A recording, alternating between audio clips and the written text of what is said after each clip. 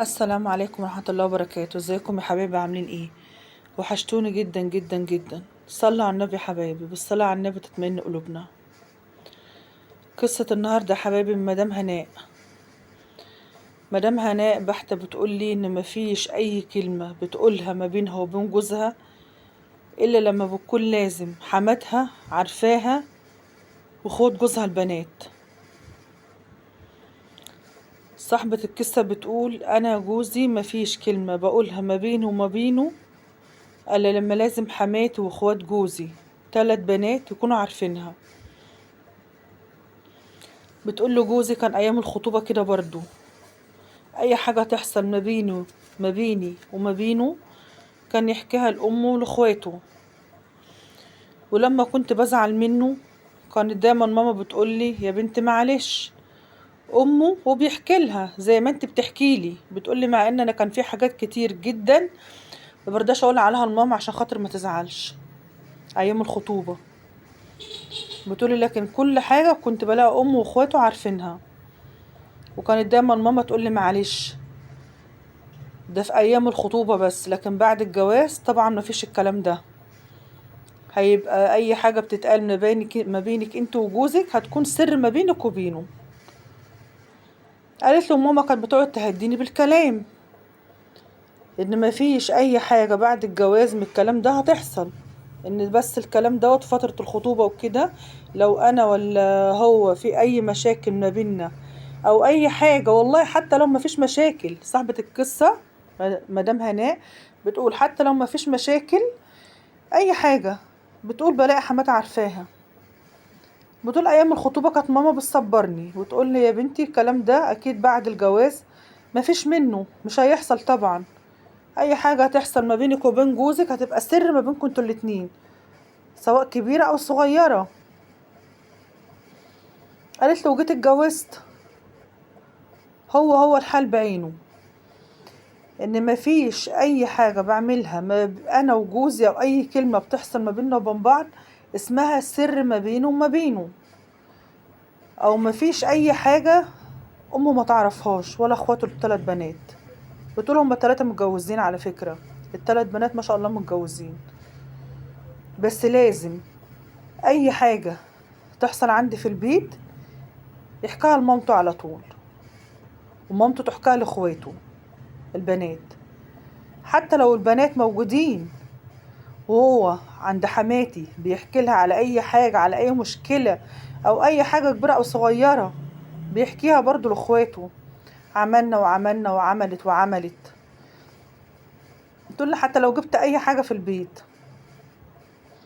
بتقول لو جبت اي حاجة في التلاجة حاجة ليا. بتقول ان هي معاها بنت، بتقول هي متجوزة لها 4 سنين ومعاها بنت.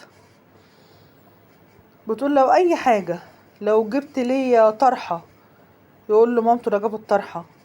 لو جبت اي حاجة في التلاجة، اي حاجة اشيلها في التلاجة، اكل الكلام ده، عملت طبيخ، عملت حاجة، طبخت، عملت، غسلت، يقول لها ده كانت بتعمل كذا النهاردة. بتقولي مش عارفة اعمل ايه مع جوزي، ما في سر ما بينه وما بينه. بتقول له والله والله انا ما بحكي اي حاجة لامي، انا ماما مش بحكي لها على اي حاجة. بتقول اصلها بتبقى كلها حاجات تفاصيل تافهة وهايفة. مدام هناء بتقول اصل المشكلة ان كل حاجة بتبقى انا شايفاها ان هي حاجات بسيطة، يعني مشاكل بسيطة تافهة هايفة. موضوع ان انا اجيب مثلا حاجة اخليها في التلاجة او اجيب حاجة ليا او حاجة لبنتي، الكلام ده انا مش شايفة ان فيه داعي. انا ممكن اقول لماما انا جبت طقم، مثلا جبت عباية، جبت طقم خروج، جبت طقم لبنتي كده. بتقول بس مش لدرجة ان انا اروح اقول لها مثلا ان انا جبت قوطة وخيار، انا جبت كرومبة، انا جبت فرخة، انا جبت سمك، الكلام ده. وتقولي مش لدرجة ان انا اقعد اصدع ماما او اوجع دماغها بالكلام ده، ما كل الناس بتجيب. بتقولي بس انا اللي مزعلني من جوزي ان كل تفاصيل حياتنا هناك. بتقول حتى لو اتخانقنا، حتى لو ضربت البنت، بتقولي لو البنت بتصرخ ولا بتعيط او عملت اي حاجة غلط، اي حاجة، بشخط في بنتي زي ما اي ام بتشخط في بنتها او بتضرب بنتها، بتعلمها الصح ايه والغلط ايه. بتقول لي الاقي كل التفاصيل دي عند حماتي وعند اخوات جوزي.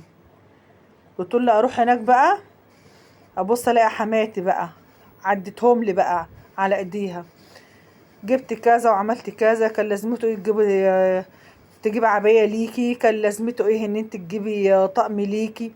اللي بتقول لو عندي فرح يعني وجبت طقم ولا حاجة، فرح بنت اخويا، فرح بنت خالتي، الكلام ده، وجبت له طقم جديد ولا حاجة احضر بيه الفرح، او عباية عجبتني وجبتها، لازمته ايه؟ ليه المصاريف دي؟ ليه تجيبي عباية ما انت عندك العبايات؟ ليه راح تجيبي طقم تحضري بيه فرح بنت خالتك مثلا؟ ما انت كان عندك طقم حضرت في بيه فرح ما عرفش مين ومين. اللي هو كده البنت ما عندها كتير، لازم يعني تجيبي للبنت؟ البنت ما عندها كتير، مش لازم يعني، مش لازم يعني تجيبي لها السنه دي، مش لازم تجيبي لها الصيف الشتاء والكلام ده. طب جبت لها مثلا لو بتقول لو انا جايبه لها طقمين، تقول لي طب ما كفايه مثلا عليها الطقم، مش لازم يعني 2 ولا 3.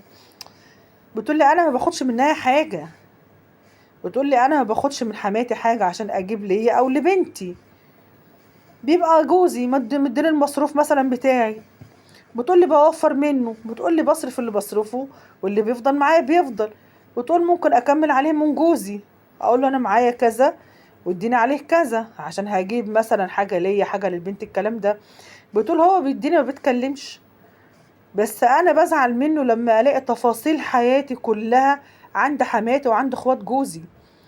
بتقول لي يجوا بقى البنات بقى، مدام هناء بتقول لي بقى نيجي بقى للبنات بقى، ابص بقى لكل واحده بقى تبص له من فوق لتحت: وانت لابسه دي ايه؟ دي العبايه الجديده؟ ده الطقم الجديد؟ انا ليا 2 3 ما جبتش حاجه، ده اخواته. قلت له ده اخواته البنات. الاقي اللي طلعت كده تقول لي حصر عليا، ليا 2 3 ما جبتش حاجه، حصر عليا، ده العيال من العيد الصغار ما جبت لهمش حاجه. بتقول الاقي كل واحده بكلمه: وعملت ايه اكل النهارده بقى يا هناء؟ عملت طبخت ايه النهارده؟ بتقول طبعا بيكونوا عارفين انا عامله ايه. لو عامله مثلا فراخ بقول لهم مثلا الحمد لله كنا عاملين فراخ، لو مثلا سمك اقول لهم كل الحمد لله عامله سمك. تقول لي ابص الاقي بقى اللي طلعت قالت لي ما شاء الله كل يوم فراخ وسمك، ما شاء الله. اللي تقول لي ده انا واكله عدس، واللي تقول لي انا متغديه فول. بتقول لي ببقى قاعده مانيش مستحمله الكلام ولا النقوره ولا التريقه ولا الكلام ده. بتقول لي بس العيب مش منهم، العيب من جوزي. بتقول لي انا مش عارفه اعمل معاه ايه، انا مش عارفه اعمل معاه ايه لما تبقى تفاصيل حياتي كلها بره عند امه وعند اخواته، انا ما بعرفش حاجه عنهم. بتقول انا بقى بالرغم بقى عن كل ده انا ما اعرفش حاجه عنهم. بتقول له مامته ما شاء الله بتاخد معاش كويس، مش محتاجه اي حاجه، يعني بتجيب الاكل وبتعمل وتجيب اللي هي محتاجاه ليها ولبناتها كمان. بتقول بتجيب لبناتها اللي هم كمان لو واحده فيهم محتاجه اي حاجه بتجيبها.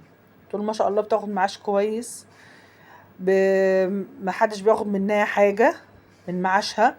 بتقولي مكفية نفسها، اكل بقى شرب، اي عايزة حاجة بقى، اي حاجة ليها، اي حاجة خاصة ليها. بتتكلم على حماتها طبعا.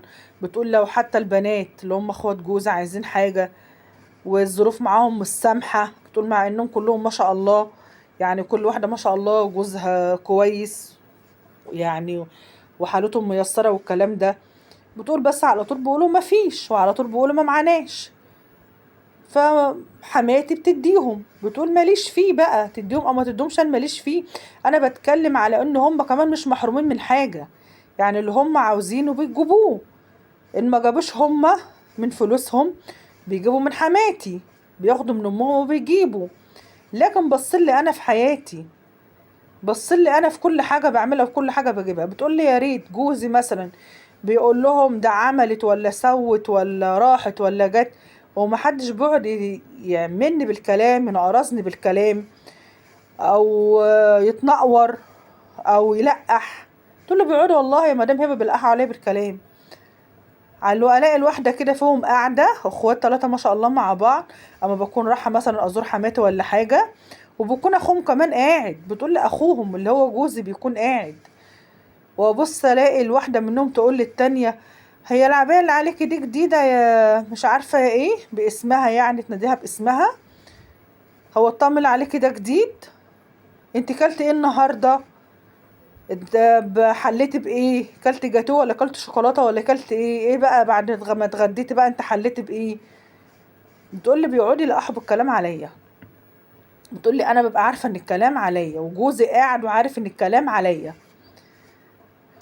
بتقول لي انا ما بتكلمش، انا بقعد وانا ساكته خرصه ما بنطقش، ما انا هنطق هقول ايه؟ هتكلم هقول ايه؟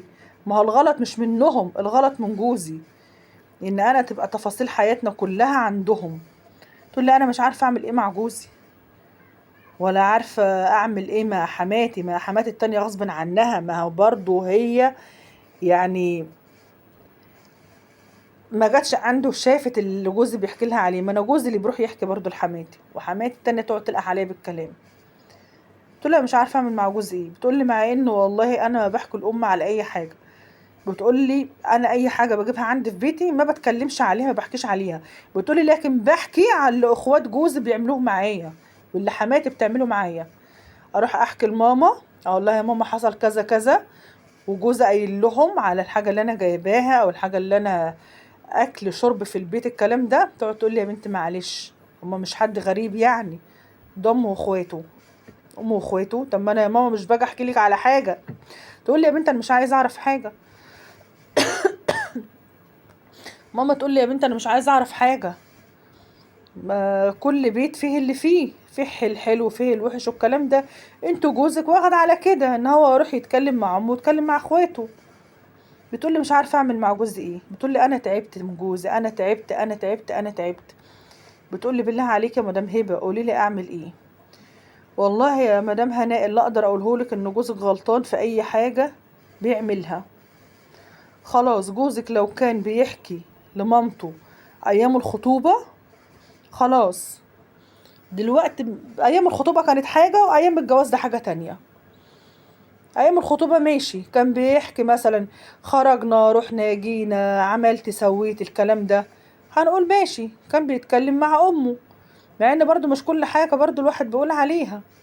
يعني مش كل الشباب مثلا بتروح تحكي لامهاتها مثلا عملنا كذا، عروسة عملت كذا الكلام ده. خلاص بقى سيبنا بقى لفترة الخطوبة والكلام ده. المفروض بقى احنا دخلنا على دنيا جديدة بقى، اللي هو بقى الجواز بقى. يعني بنبني بيت، بنبني أسرة. يعني المفروض الكلام اللي تقوله الزوجة مع الزوج ما يخرجش لحد. لا أم ولا أب ولا أخت. ممكن الأخت اللي هي الزوجة بتقعد مثلا تتكلم مع أختها، وممكن تتكلم مع أخت جوزها. ما قلناش إن أخت الجوز دي وحشة. يعني مثلا ما أعرض ستات بقى، مش اللي هو بقى إيه يعني كل حاجة أعملها أروح مثلا نحكي عنها بالتفاصيل زي مثلا ما جوز حضرتك بيعمل كده. يعني أقول لحضرتك إزاي. يعني أنت مثلا دلوقتي عند حماتك، رايحة تزور حماتك واخوات جوزك هناك، او رايحة تزور اخوات جوزك وقاعدين مع بعض، قاعدين مع بعض قعدة حلوة، بنتكلم بنهزر بنضحك. اخت جوزك قالت مثلا انا جبت كذا او شفت كذا عجبني كنت هجيبه ما جبتوش قلت اجيبه المرة الجاية مثلا. لو طقم لو عباية لو اي حاجة الكلام ده. لو حتى طرحة جابتها وحابة تقولك عليها عادي. انت لو جبت اي حاجة وعايزة تحكي عليها لاخت جوزك عادي. انتوا ستات زي بعض. يعني ست بتحكي لست، مش راجل بينقل كلام كل يوم كل يوم بيوم ويوم جديد بيوم جديد ينقله لامه ولاخواته، او بيحكيه لامه وامه تحكيه لاخواته. مفيش الكلام ده. ما انت ممكن تحكي مع حماتك زي ما بتحكي مثلا مع مامتك. ما هي حماتك دي ما كأنها امك التانية. ايه المشكلة مثلا لما تتكلمي مع حماتك وتقولها يا ماما انا جبت كذا النهارده، ده احنا يا ماما اتغدينا كذا، تقول لك تعزم مثلا عليكي بالغدا، او يا بنتي اتغدي معانا، او يا بنتي اقعدي كلي معانا، او اي حاجه. هو الكلام بيجيب بعض والله. لا يا ماما ده انا كنت عامله النهارده مثلا كذا واتغدينا، عامله سمك واتغدينا، عامله محشي وكلنا. الكلام اللي هو ده والله يا ماما عملت كذا. جايبه حاجه لبنتك، شوفي يا ماما انا جايبه الطقم ده لبنتي، تعالي فرجي تيتا الكلام ده. الامور والمسائل كلها بتيجي كده. مش اللي هو بقى ايه جدول ماشي عليه، هو جدول ماشيين عليه. مراتي طبخت النهارده سمك، ده مراتي طبخت سمك، مراتي النهارده عملت محشي، ده مراتي عملت محشي. مراتي النهارده اتكلمت في التليفون، كلمت امها، كلمت اختها. مش مراتي خرجت، مراتي دخلت، مفيش كده مفيش كده. دي اسمها اسرار بيوت، دي اسمها اسرار بيوت ما بينك وبين جوزك. مش كل حاجة بنتكلم فيها، ومش كل حاجة بنحكي عليها. وزي ما قلت هو مش جدول ماشيين عليه، هو ممكن الكلام يجي كده زي انا ما قلت لك يا مدام هناء. لو بتتكلمي مع اخت جوزك او بتتكلمي مع اخوات جوزك كانك بتتكلمي مع اختك، بتتكلمي مع حماتك كانك بتتكلمي مع امك، ما هو امك التانية برضو حماتك دي زي ما قلنا كده. اللي هو الكلام بيجيب بعضه، اللي هو ممكن تقولي لها انا جبت الحاجة دي، بس مش اللي هو يعني حاجة انت مجبور عليها، لا. انت بتقولي من نفسك عملت حاجة بتقولي عليها، جبت حاجة بتقولي عليها. لكن مش اللي هو بقى جوزك بقى يوم بيومه، صابح بصابح كده كل يوم على طول يروح يحكي لامه ويحكي لاخواته. ماشي يا عم، ما هو امك، والله ما قلناش حاجة، ما هو امك ما قلناش حاجة، بس كل ست لها الخصوصية بتاعتها. ماشي، دي مراتك ودي امك ودول اخواتك، بس كل ست في بيتها بتحب يبقى ليها الخصوصية بتاعتها. ما بتحبش كده تبقى حياتها كده على الملأ، حتى لو لمامتك ولا لاخواتك. اخواتك ومامتك على عيننا وعلى راسنا، لكن دي حياتها، دي حياة واحدة ست. كل واحدة كده لها الخصوصية بتاعتها، تتكلم بقى عليها ما تتكلمش عليها، هي حرة. بعدين مش كل يوم، مش كل يوم كده تروح لمامتك تقول لها عملت كذا وودت كذا وسوت كذا. خلاص، فترة الخطوبة دي انتهت، خلصت. مثلا بتقعد تتكلم مع مامتك، تفضفض لها، عروستك مزعلاك بحاجه كنت بتروح تحكي لها، متخانقين مع بعض بتروح تحكي لها، صالحتك بتقول لها صالحتني، عايز تفرحها وتخرجها قلتها خرجتها، الكلام ده. لكن الحياه الزوجيه دي حاجه تانية. ده بالظبط كده زي حله وغطاها، يعني الاتنين. مش عارفه اقول ايه، يعني مفيش حاجه تطلع ما بينكم انتوا الاتنين. هي بتقول ما بحكيش لماما على حاجه، حتى لو حكت لامها اكيد مش هتحكي بنفس التفاصيل اللي انت بتحكيها. يعني افترضنا ان هي حكت لامها، اكيد مش هتروح كل يوم تقول لامها عملت كذا عملت كذا. يعني انت يرضيك مثلا هي تروح لمامتها تقول لها ده نزل راح الشغل، ده جه من الشغل، ده خرج، ده استحمى، ده راح على القهوه، ده كلم صحابه، ده جه، ده قال لامه كذا، ده عمل كذا، انت ترضى؟ يعني انت توافق ان مراتك مثلا تاخد بقى تفاصيل حياتك انت مع اهلك، مثلا مع مامتك واخواتك والكلام ده، وتحكيها حتى لامها في التليفون؟ يعني تكلم كده مامتها في التليفون تقول لها يا ماما ده خرج النهارده، راح على القهوه، راح لمامته، راح لاخته، ده اخته كانت هناك، ده عمل كذا، ده جابوا كذا، ده اللي عملوا كذا، ده اللي اكلوا كذا. انت ترضى؟ ترضى ان مراتك تقعد يوماتي تحكي انت عملت ايه مع مامتك ومع اخواتك طول اليوم؟ لو بتروح هناك كل يوم او بتروح هناك مرتين ثلاثة في الاسبوع، ترضى ان مراتك تعرف تفاصيل حياتكم مع بعض وتحكيها كل يوم لامها، او كل ما تروح عند مامتك هي تحكي لامها؟ عمرك ما هترضى بالكلام ده، اكيد مش هترضى. هي كمان ست، عايزة يبقى لها الخصوصية بتاعتها، يبقى لها تفاصيل حياتها، يبقى ليها كده الصندوق بتاعها مقفول عليه، ليها حياتها الخاصة. يا عم هي حرة، هي لو عايزة تحكي لمامتك او لاخواتك هي هتقول. قعد الستات بقى وقعدت بقى حريم مع بعض او الكلام ده، هيتكلموا مع بعض.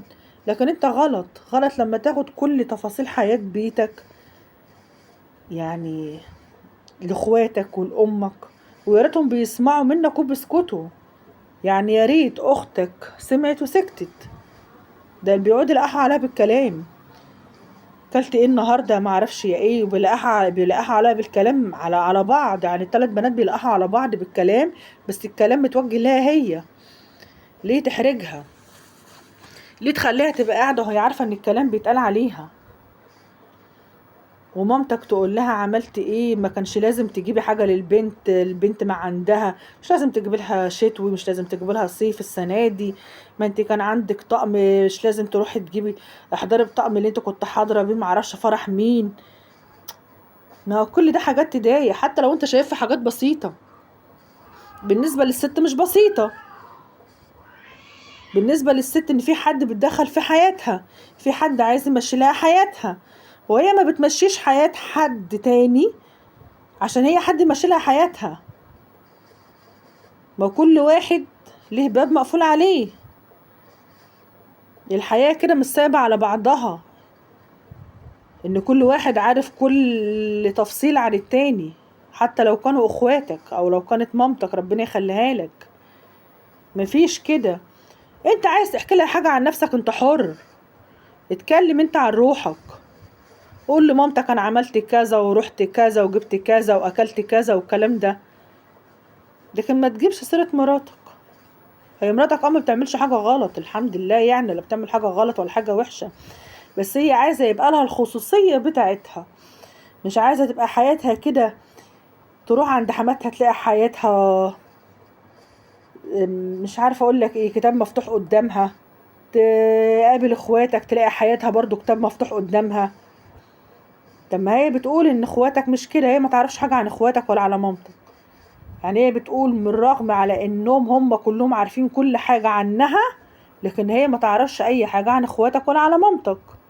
ليه هم بقى يعرفوا كل تفصيل عن مراتك؟ ما عشان انت الغلطان، وهي الست مش جايبة برضو غلط عندهم. هي بتقول انا ولا حماتي غلطانة ولا اخوات جوزي غلطانين في حاجة، انا الغلط من جوزي. جوزي اللي بياخد كل تفصيلة في حياتي بيروح يحكيها لمامته بيحكيها لاخواته، بتقول حتى لو اخواته مش هناك مامتهم بتحكي لهم. يعني هي الست مش جايبة غلط لا عند مامتك ولا عند اخواتك، لان هم مش عايشين معاكم، مش شايفين حياتكم ماشية ازاي. فبالله عليك بلاش تحرق دمها، وكل ست تحب يبقى لها الخصوصية بتاعتها.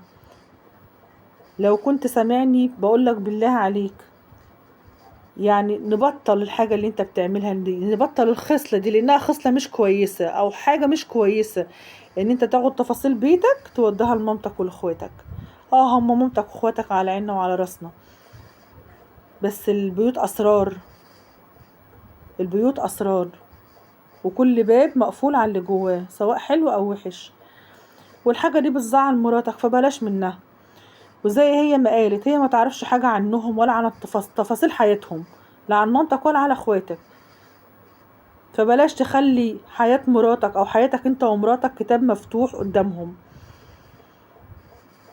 بلاش عشان ما تحصلش مشاكل ما بينك انت ومراتك. وما تنساش يا حبايبي الصلاة على النبي، عشان بالصلاة على النبي تطمئن قلوبنا. وما تنسلوش يا حبايبي باللايك والاشتراك عشان قناة الصغيرة تكبر بيكم. والسلام عليكم ورحمة الله وبركاته.